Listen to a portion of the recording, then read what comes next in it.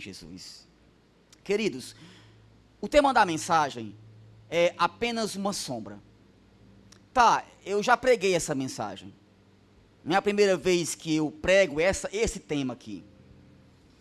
Eu confesso a vocês que eu tinha um pé atrás em repetir pregação. Até que eu entendi, de fato, que a palavra do Senhor se renova.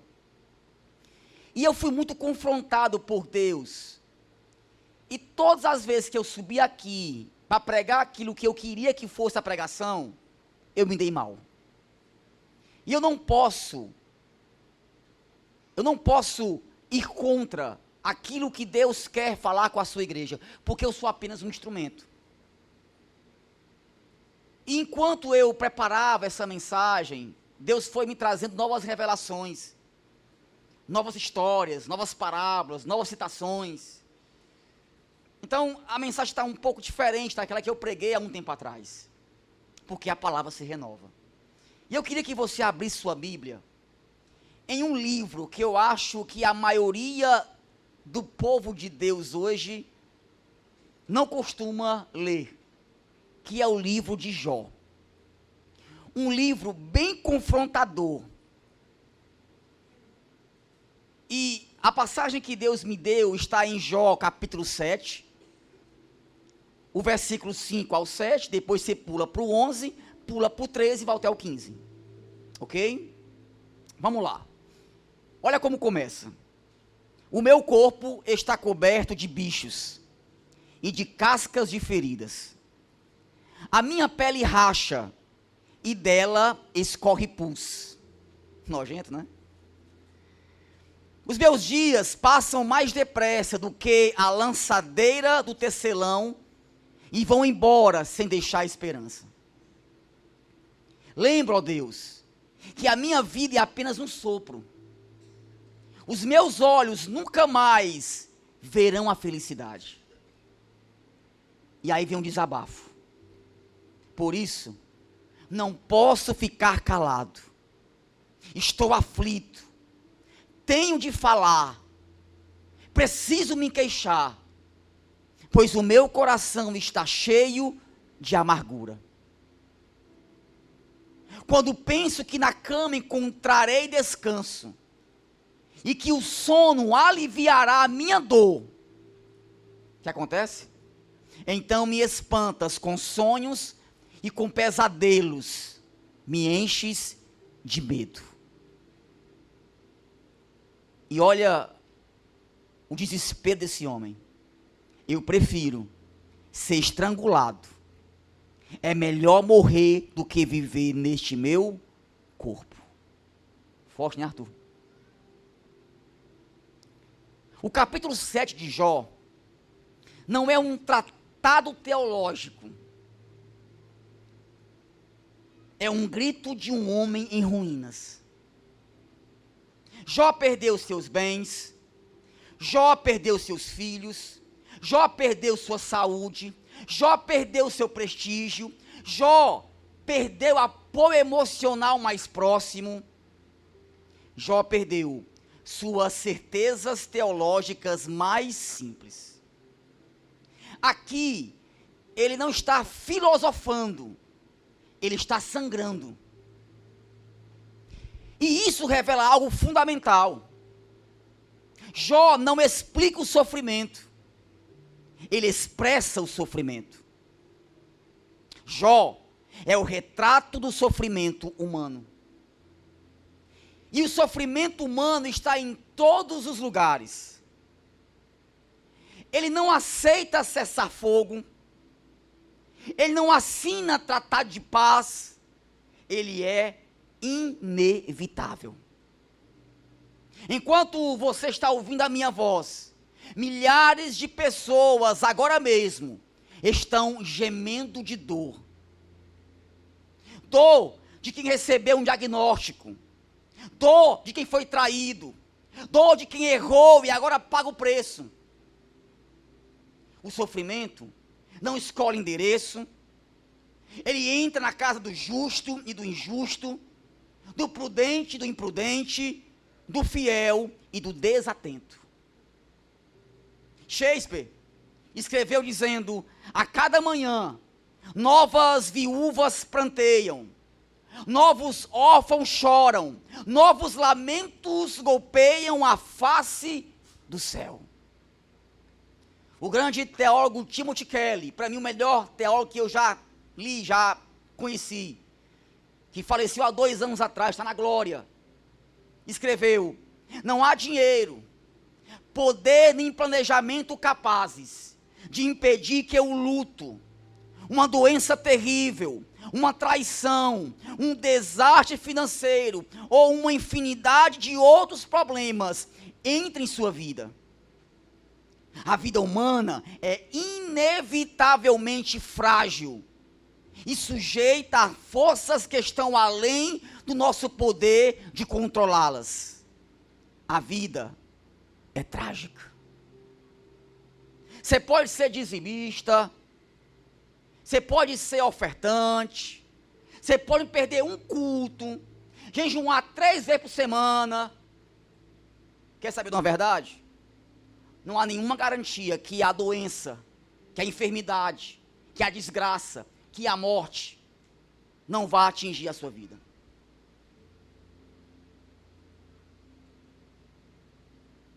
E diante de tanto sofrimento, é inevitável uma pergunta: onde está Deus? Como um Deus bom, um Deus justo, um Deus amoroso permite tanta infelicidade, perversidade, dor e angústia? Essa é o questionamento número 1 do ateísmo. Como eu posso crer um Deus que ao mesmo tempo é bom e permite o mal? Como crer um Deus que é todo poderoso e não evita tragédias? Epicuro fez talvez o mais duro argumento a esse respeito. Ele disse: se Deus é bom e soberano, por que existe mal no mundo? Se ele é bom e existe o mal, então ele não é soberano. Se ele é soberano e existe o mal, então ele não é bom. Complicado, né? Diante desse argumento, eu tenho, de forma simplista, 2 respostas. Ou Deus não existe, ou eu posso encontrar Deus no meio do sofrimento. Eu prefiro a segunda opção. E aí vem 2 questionamentos, que eu vou responder a partir de agora. Primeiro, de onde vem o sofrimento? Qual a causa do sofrimento? Segundo, qual o propósito do sofrimento? Então, vamos por partes. De onde vem o sofrimento? Primeiro, o sofrimento é consequência do pecado. O pecado de Adão não trouxe apenas consequências espirituais. Na verdade, a queda mexeu por completo a vida humana. Lá em Gênesis 3, 17 e 18 diz: maldita é a terra por tua causa, ela produzirá espinhos e abrolhos. Esse canto de unha, essa dor de cabeça, para ser bem simples, não é porque você não é crente.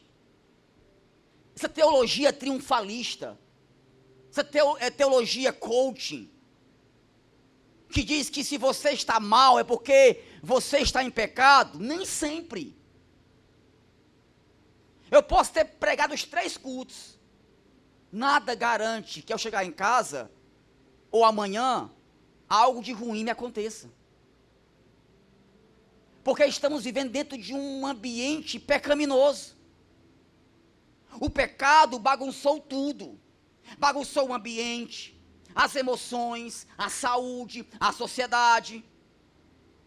Espiritualmente, nós fomos separados de Deus. Emocionalmente, experimentamos medo, culpa e vergonha. Fisicamente, experimentamos doenças e morte. Não há fato mais autêntico do pecado do que a morte. Nas poucas oportunidades que eu fui a um velório, por exemplo, é um ambiente perfeito para entender a gravidade do pecado. Pensa comigo. Adão e Eva não tinham experiência de morte, até que Caim matou Abel. A Bíblia não diz, eu estou conjecturando. Eu imagino Adão e Eva vendo Abel caído ao chão. Talvez tentando acordar, porque eles não tinham entendimento de morte. Agora, se hoje, mesmo nós acostumados com tantos velórios, tantas tragédias e tantas mortes, isso nos choca. Você imagina o choque que foi para Adão e Eva, quando entenderam, isso é culpa e é consequência da minha desobediência. Meu filho está morto. A Bíblia diz em Romanos 6, 23, pois o salário do pecado é a morte. Então aqui eu não tenho o que discutir. Enquanto estivermos vivos, por conta do pecado que se alastrou na humanidade, estamos sujeitos a todo tipo de intempérie. E aí vem a segunda resposta. A primeira é o pecado universal. E agora, o sofrimento é uma consequência de nossas ações. E aqui eu quero me deter um pouco mais. O livro de Provérbios, e eu recomendo você ler Provérbios, está repleto de exemplos do que chamamos de justiça retributiva. Que é isso, Daniel? Justiça retributiva. Vamos lá. A mesquinharia acaba levando à pobreza, pois o avarento não tem amigos. Provérbios 11. Justiça retributiva. O preguiçoso passa fome. Provérbios 19. Justiça retributiva. As más amizades provocam aflições. Provérbios 13. Justiça retributiva. Lá em Gálatas 6, 7 diz, tudo que o homem semear, isso também ceifará. Nós somos o resultado das nossas escolhas. Talvez esse casamento que te aflige foi por uma má escolha. Conselho não faltou. Direcionamento não faltou. Talvez você tenha procurado emprego em todos os lugares, porque quando teve a chance de se capacitar, não fez. Aí pega todo o dinheiro e vai apostar em Betis e Tigrinho. Mas reclama de Deus porque é dizimista e não prospera. Faz sentido isso? Muito do que você sofre, que eu sofro, é uma consequência das nossas más escolhas e más decisões. Quem aqui nunca ouviu aquele ditado, ou aquela frase, né? Morreu porque chegou o seu dia. Mentira. Não, a pessoa morreu porque não chegou, não. Eu provo na Bíblia. Eclesiastes 7,17. Não sejas demasiadamente perverso, em algumas versões tolo. Nem sejas louco, ponto e vírgula, porque morrerias fora do tempo. Aí o cara passa a noite toda bebendo, pega um carro, na perimetral, em alta velocidade, bate no poste, fica aleijado, fica inválido. Justiça retributiva. Escolhas erradas. Há sofrimentos que vêm por essa justiça retributiva. Essas escolhas mal pensadas. Por exemplo, escolhas financeiras sem sabedoria geram angústia. Compra mais, gasta mais do que recebe. Pobreza. Endividamento. Relacionamentos iniciados fora da vontade de Deus geram feridas profundas. Quantos casamentos destruídos por más escolhas? Decisões impulsivas produzem consequências duradouras. Deus perdoa pecados, mas nem sempre remove as consequências. E isso não é condenação, isso é responsabilidade espiritual. É por isso que a igreja tem essa preocupação em ensinar você o caminho da verdade, para que você possa trilhar e tomar boas decisões em relação à sua vida. Porque a justiça retributiva tem um peso. A lei da semeadura existe, é verdade. E é prática, e é certeira. Mas aqui nós precisamos fazer uma correção pastoral importante. Preste bem atenção. Nem todo sofrimento é punição direta por um pecado específico. Sabe por quê? O povo evangélico, o nosso povo, tem uma mania de sempre ter um versículo bíblico, uma frase de efeito, para tentar consolar aquele que sofre. Eu, particularmente, tenho muita dificuldade com enlutados. Eu não sei mandar uma mensagem para alguém que perdeu alguém na família. Eu não sei. Eu não vou poder dizer, eu te entendo. Eu não entendo. Eu nunca perdi alguém próximo a mim. Não, você está em pecado e, portanto, isso é uma consequência. Eu não sei. Aí ele faz, amigo de Jó, viu o sofrimento do camarada e veio com o seguinte conselho: como é feliz o homem a quem Deus corrige. Tão lindo, né, gente? Portanto, não despreze a disciplina do Todo-Poderoso, pois ele fere, mas dela vem tratar.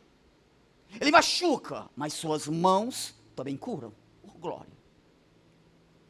Lindo discurso. Eu te pergunto, está errado isso aqui? Não. Não está errado. Os amigos de Jó tinham uma teologia correta, mas aplicaram a dor errada. O erro deles foi achar que toda dor precisa de um culpado. E às vezes, o melhor conselho, escute isso, não é um versículo bíblico, é o silêncio, é a presença, é a companhia. Iago Martins disse, muitas vezes, temos a teologia certa, aplicada a dores erradas.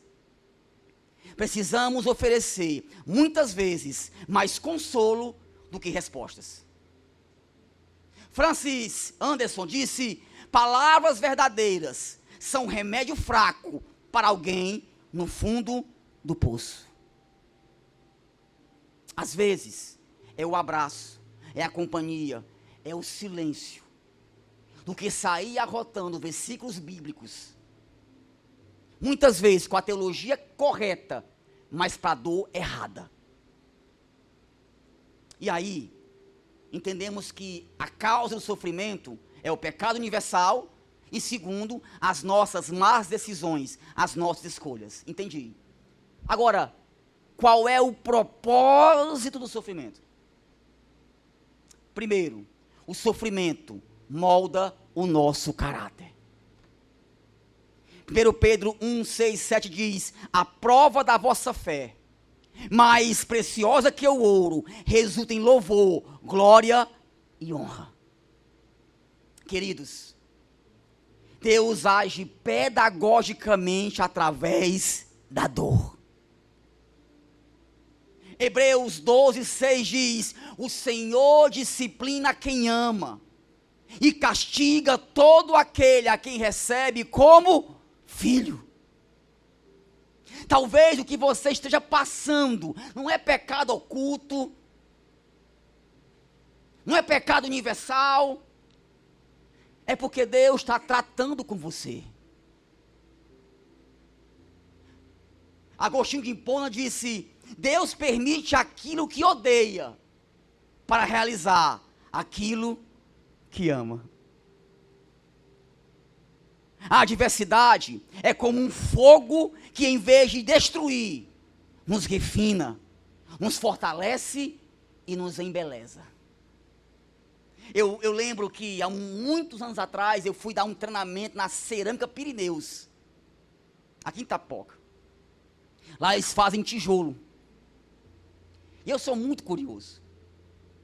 Antes de começar o treinamento, eu conversando com o seu Tácito, dono do empreendimento, e eu perguntei, seu Tácito, como é que faz um tijolo? Pega o barro, põe numa forma, põe no fogo e está pronto? Ele respondeu, não, Daniel, não é assim não. E como é, seu Tácito? Primeiro pega o barro e lava o barro. E limpa o barro. Eu olhei assim, limpar o barro, lavar o barro já não é sujo? Calma, Daniel. O barro tem impurezas. O barro tem cascalho, pedra, folha. Tá, mas se ele pegar o barro com impurezas e colocar no fogo, o que acontece com o tijolo? A resposta foi, ele trinca. Pim! Entendi na hora. Ei, tem muita impureza que Jesus precisa tratar. Tem muita falha de caráter que a dor precisa chegar para moldar o nosso caráter, moldar o nosso comportamento, as nossas atitudes, o nosso eu. As adversidades transformam pessoas arrogantes em humildes. Pessoas egoístas em pessoas generosas. Ateus em crentes. Pessoas feridas em pessoas saradas. Prepotentes em miseráveis. Martinho Lutero escreveu algo simplesmente fenomenal. Preste bem atenção. Ele disse, é da natureza de Deus criar algo do nada. Perfeito. Então, aquele que ainda não for nada, não pode ser transformado em algo das mãos de Deus. Portanto, Deus aceita apenas o desamparado, cura apenas o enfermo, dá visão apenas ao cego, ressuscita apenas ao morto, santifica apenas o pecador e dá sabedoria apenas ao tolo.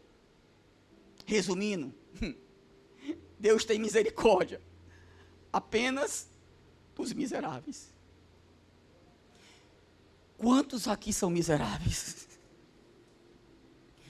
Se eu pudesse esticar a mão, eu esticava mais.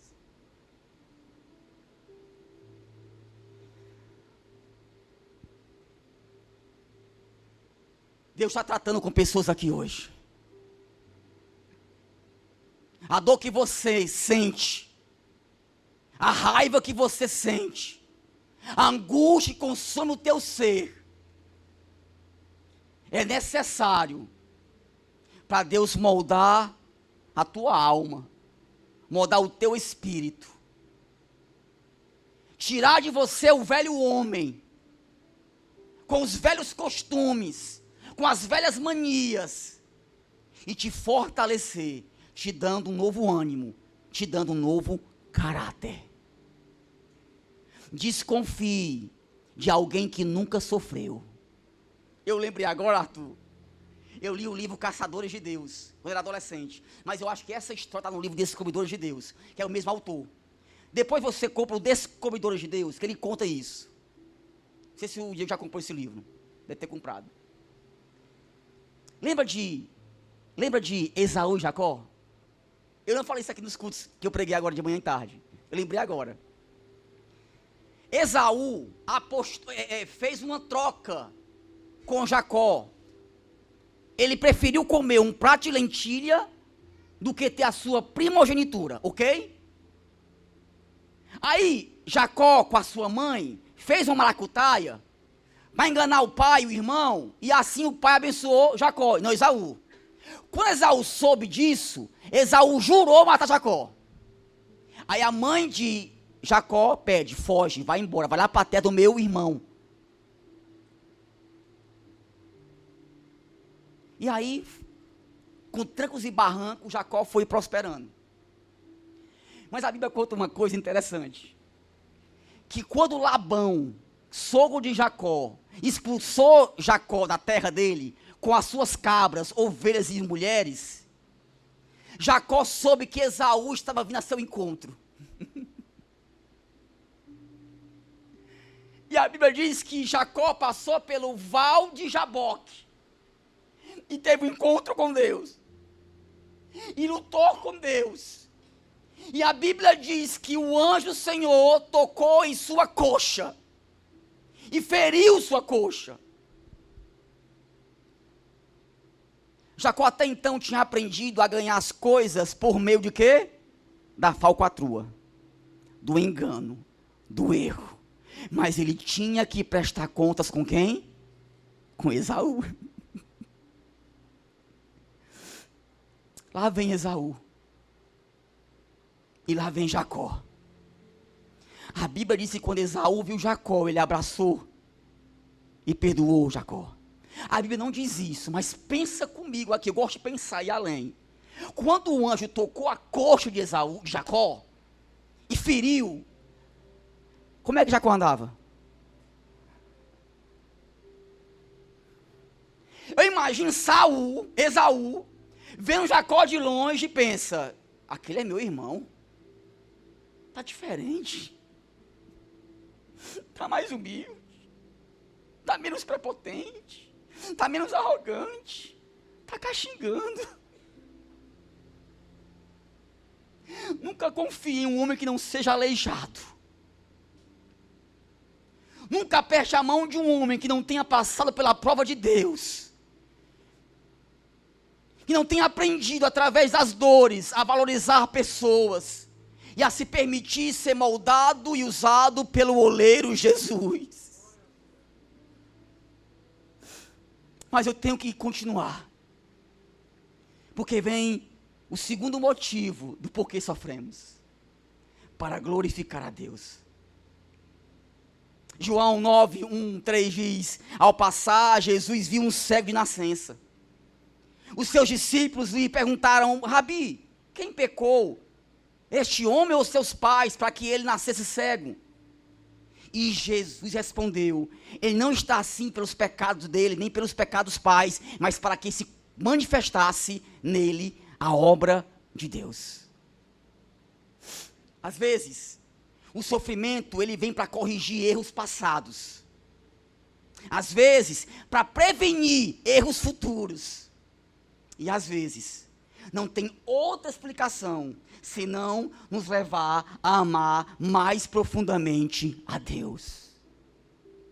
Se tem uma coisa que faz crente correr para o quarto, é o sofrimento. É a liseira.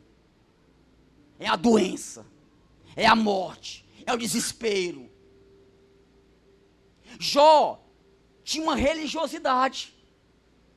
E nessa religiosidade, ele achava que sabia sobre quem Deus era. E lá no final do livro, depois que ele entendeu o propósito da dor, ele escreveu: antes eu te conhecia de ouvir falar, mas agora os meus olhos te veem. Tem gente que está dentro da igreja e só conhece Jesus de ouvir falar, até que um dia o luto bate a porta, até que um dia a decepção, a traição bate a porta. O que ele faz? Não tem outro jeito. Ele corre para Jesus. Queridos, não há forma mais didática de sermos atraídos a Deus do que o sofrimento. Somos atraídos a Deus mediante a dor. Os mais belos poemas, as mais belas lindas canções foram escritas mediante a dor e o sofrimento. Uma vez eu estava tão angustiado que eu cheguei em casa e eu passei direto para o quarto. Nem falei com a Jéssica, eu fui direto para o quarto. Eu caí de joelhos, querendo estar no controle, mas não estava no controle. E aí eu lembrei de uma canção. Eu até tinha pedido a Duda para cantar, mas não teve como. Que dizia assim: baixa o fundo musical, por favor, Gabriel. Não tenha sobre ti um só cuidado, qualquer que seja, pois somente um, seria muito para ti. Quem canta, quem sabe canta. É meu, somente meu, todo o trabalho. E o teu trabalho é descansar em mim. É meu, somente meu, todo o trabalho. E o teu trabalho é descansar em mim. Não temas quando, enfim, tiveres que tomar decisão. Entrega tudo a mim, confia de todo o coração. É meu, somente meu, todo o trabalho. E o teu trabalho é descansar em mim. E eu cantava essa canção dentro do meu quarto. E eu disse para Deus: o teu trabalho é teu. Eu não estou no controle, eu não consigo.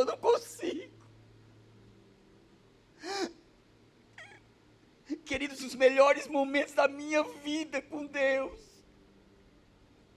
não foram na bonança, não foram com a conta bancária cheia de dinheiro. Os meus melhores momentos foram em lágrimas, em sofrimento, em decepção, em angústia.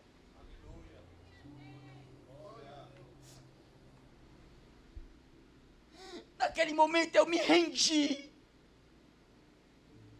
Eu entrei triste naquele quarto, eu saí alegre.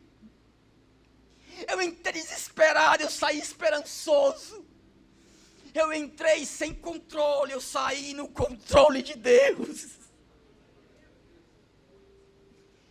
Quando Jó recebeu a notícia de que os seus filhos tinham morrido, que o gado, que as ovelhas, que as jumentas tinham morrido, a Bíblia diz em Jó 1:21, e disse Jó: nu saí do ventre de minha mãe, e nu voltarei. O Senhor deu, o Senhor tomou, bendito seja o nome do Senhor. Você faria isso? C.S. Lewis disse: a dor é o megafone de Deus para despertar um mundo surdo.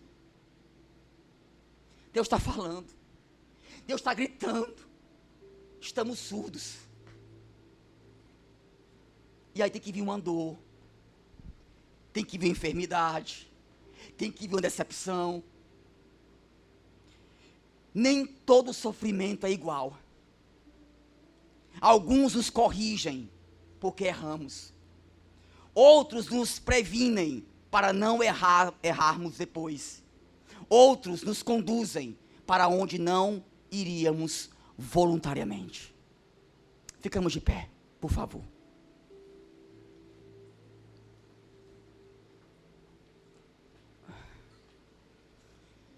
Queridos,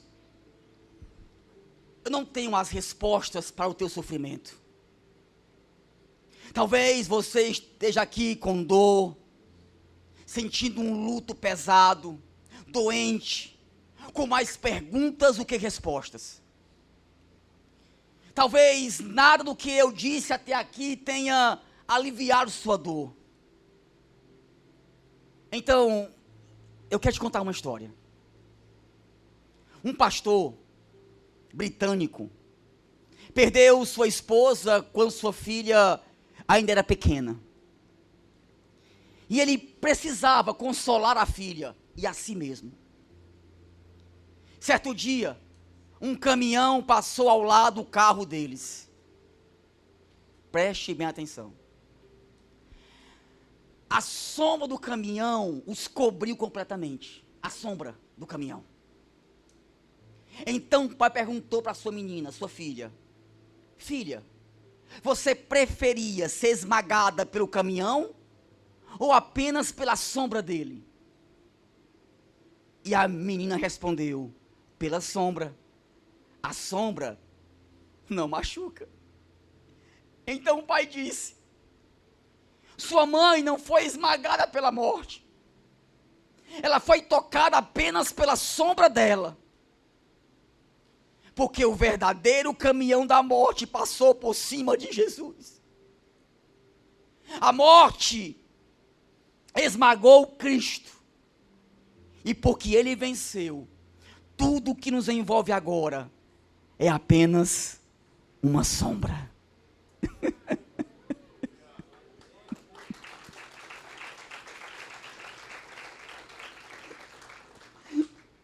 Timothy Kelly, eu ouço sempre falar desse cara, disse: na teoria, eu sempre soube que Jesus é tudo que alguém precisa para seguir adiante. Mas ninguém sabe de verdade que Jesus é tudo que a pessoa precisa, até que Jesus seja a única coisa que lhe resta. Eu sei, está doendo. Talvez a morte chegou em teu lar. A doença sentou ao lado da tua cama e fez morada. E você está aí com mais perguntas do que respostas. Mas há uma esperança. Tudo que você está passando não passa de uma sombra. 1 Coríntios 4:17 diz: porque a nossa leve e momentânea tribulação, Ricardo, produz para nós o quê? Um peso eterno de glória muito excelente. E eu encerro com uma citação do grande João Calvino, que disse: tu, ó Senhor, me esmagas, mas é abundantemente suficiente para mim saber que isso vem da sua mão.